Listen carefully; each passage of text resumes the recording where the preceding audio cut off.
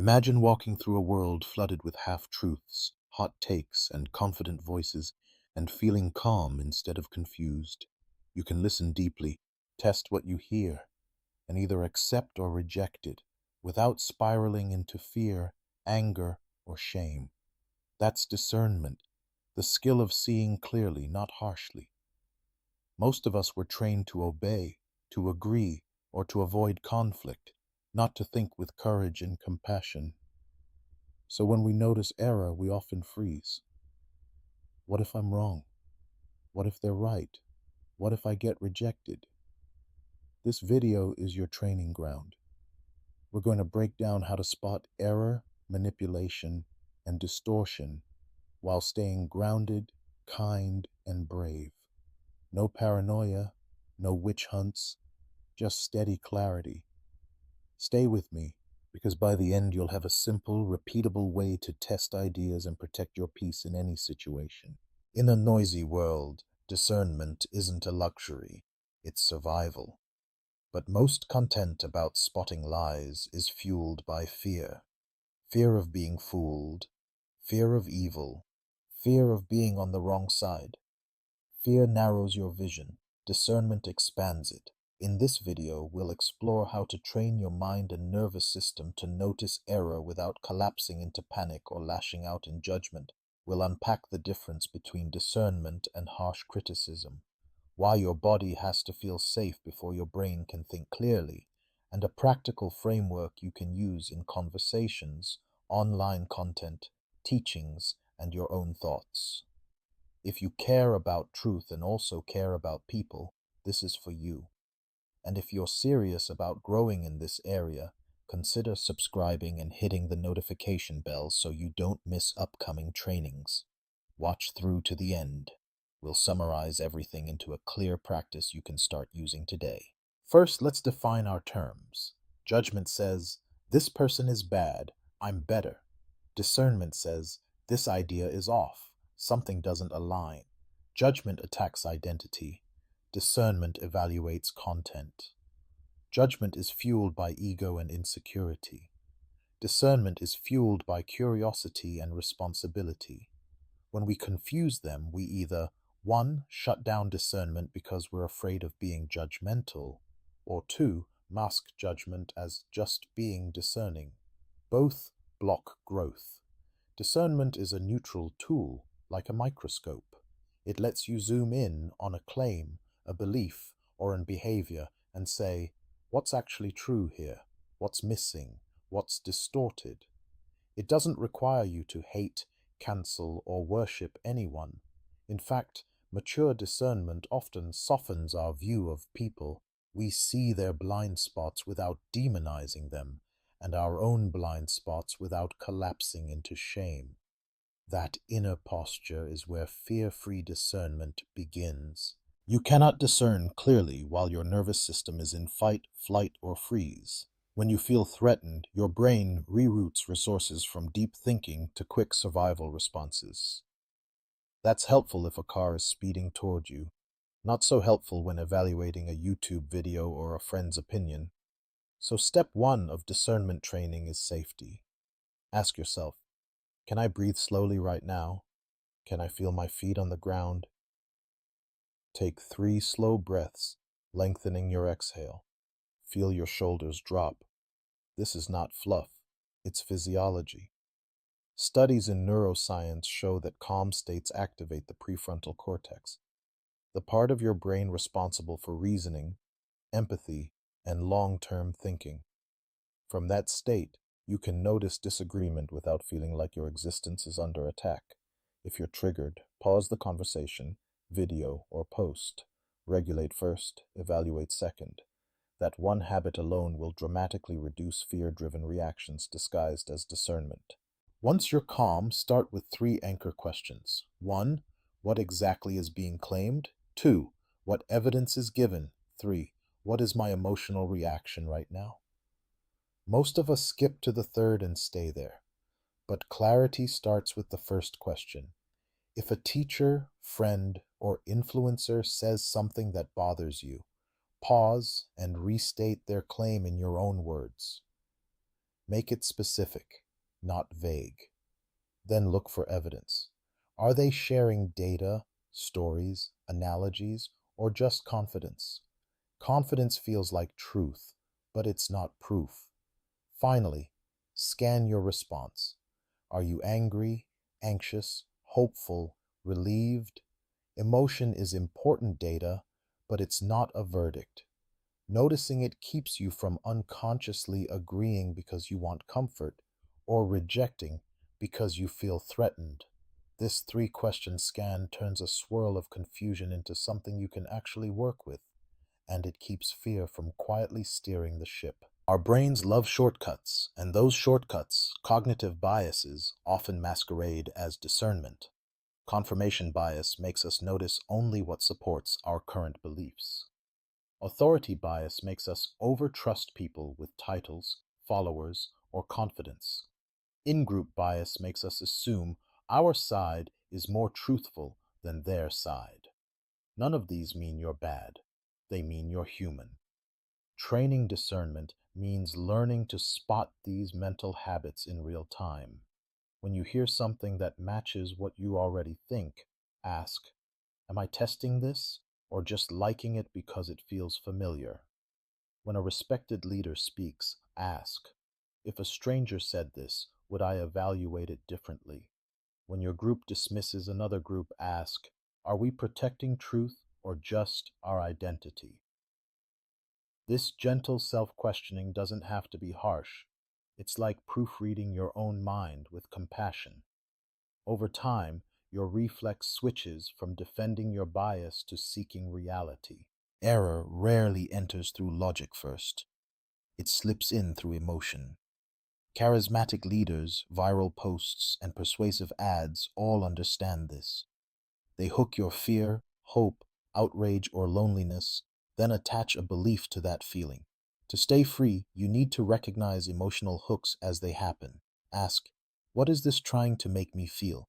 If a message tells you you're special because you know the truth and others are blind, that's flattery, an ego hook. If it says, if you question this, you're a traitor or weak, that's fear and shame, control hooks. Healthy messages can stir strong feelings, but they also leave room for your agency.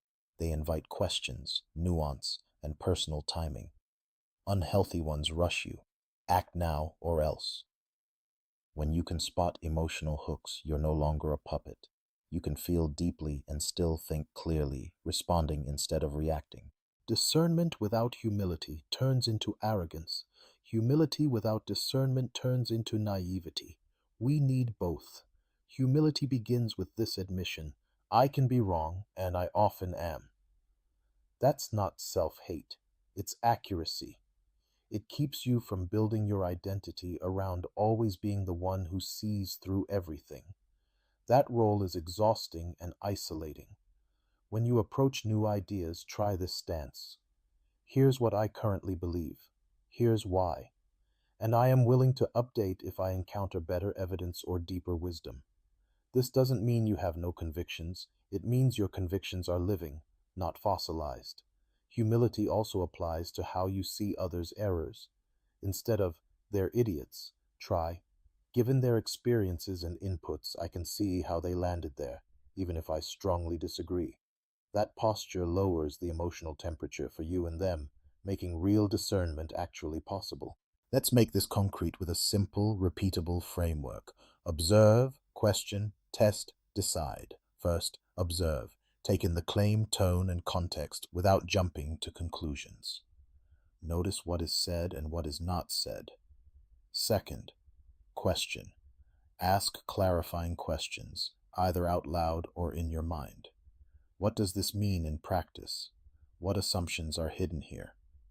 Third, test. Compare the claim against multiple sources, data, lived experience, ethical principles, and, if you're spiritual, your sense of inner guidance. Look for consistency over time, not just emotional impact in the moment. Finally, decide. Make a provisional judgment. Provisional means, this is my best understanding for now, and I'm open to revising it.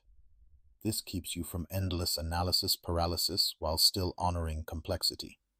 With practice, this four-step process becomes natural, allowing you to move through information-rich environments with confident, flexible clarity. Discernment is not just about content, it's also about context. A statement can be technically true and still misleading if context is stripped away. For example, a statistic might be accurate but cherry-picked. A quote might be real but ripped from its setting. When you hear something that sounds extreme or perfectly convenient for one side, ask, what's the bigger picture? What's being left out? Context also includes the speaker's incentives. Are they selling something, building a brand, defending a group identity, or processing their own pain? That doesn't automatically invalidate them, but it helps you weight their words appropriately. Finally, consider timing. A tough truth delivered at the wrong moment can become harmful. A partial truth repeated often can solidify into dogma. Seeing context doesn't make you cynical. It makes you less easily spun. You can acknowledge complexity without drowning in it, and that's a major step toward fear-free discernment. Sometimes the hardest errors to spot are inside communities you love. Maybe it's a spiritual group, a political tribe, or a circle of friends. Here, discernment feels risky because raising questions can threaten belonging. That's why you need inner boundaries. Decide in advance, my loyalty is to truth and love, not to any one group or leader. Then practice small acts of honest noticing. I appreciate this part, and I'm uneasy about that part. You don't have to blast your concerns publicly. You can start privately, journaling or talking with a trusted outside perspective. Red flags include leaders who can't be questioned, us versus them narratives that dehumanize outsiders, and teachings that demand you shut down your own discernment as a sign of faithfulness. Spotting these patterns doesn't mean you must leave immediately, but it does mean you take your perceptions seriously and refuse to trade your inner compass for external approval. Now let's talk about discernment in relationships. Spotting error in someone you care about can trigger fear. Fear of conflict, rejection, or hurting them. The goal isn't to become a walking correction machine, it's to hold both truth and connection. Before speaking, ask, is this about protecting them, protecting myself, or proving I'm right? Then consider your tone, curious, not accusatory. Try phrases like, help me understand what you mean by, or I'm seeing it a little differently, can I share? Distinguish between factual claims, this happened, and interpretations, this always happens because people are selfish. You might fully affirm their pain while gently questioning the story built around it. Remember, discernment sometimes means choosing silence, not from fear, but from wisdom about timing and receptivity. Your job is not to control their beliefs, it's to stay honest, open, and grounded in your own. Spiritual or moral discernment often carries extra fear because stakes feel eternal or absolute. Many were taught that questioning certain teachings equals rebellion or doom. To spot error here without terror, distinguish between source and interpretations. Traditions, leaders, and texts are interpreted through human lenses: cultural, historical, psychological. Acknowledging that doesn't dishonor the sacred, it honors reality. When a spiritual claim triggers intense fear, if you doubt this, you're cursed. Pause. Ask, does this reflect the deepest character of the divine as I understand it? Does it produce love, humility, and justice, or terror, pride, and control? Compare teachings with their fruits over time, not just their rhetoric. Seek diverse voices within your tradition, not just one gatekeeper. Mature spirituality can absolutely withstand honest questions. If a belief system collapses the moment you examine it, maybe what's crumbling isn't God, but an idol built around certainty. Let's pull this together into a few core takeaways. 1. Discernment is not judgment. It evaluates ideas and behaviors without attacking identity. 2. Calm is your superpower. Regulate your nervous system before you evaluate anything important. 3. Use the three anchors. What's the claim? What's the evidence? What's my reaction? To slow down knee-jerk responses. 4. Watch for cognitive biases and emotional hooks. They're normal, but they're not the boss. 5. Context matters. Who's speaking? Why? To whom? And with what missing pieces? 6. Your inner compass needs both humility and courage. You can be committed to truth and still open to correction. 7. Relationships and communities require special care. Practice honest noticing without demonizing. And 8. Spiritual discernment honors both the sacred and your God-given mind. With these tools, you're not just dodging deception, you're becoming a person of steady, grounded clarity. You now have a practical toolkit to spot error without fear. Regulate first, then evaluate. Separate people from ideas. Question gently but persistently. And stay loyal to truth and love over tribe and ego. The next step is practice. This week, pick one area: news, social media, a relationship, or a teaching, and consciously run it through the observe, question, test, decide framework. Notice how your body feels, how your fear level shifts, and how your confidence grows. If this video helped you, consider subscribing and hitting the notification bell so you don't miss upcoming trainings on communication, emotional regulation, and spiritual maturity. Share this with someone who's wrestling with confusion or deconstruction and needs tools, not just opinions. And I'd love to hear from you. In the comments, tell me one situation where you wish you'd had better discernment and what you'll do differently next time. Until then, stay curious, stay kind, and keep your inner compass tuned.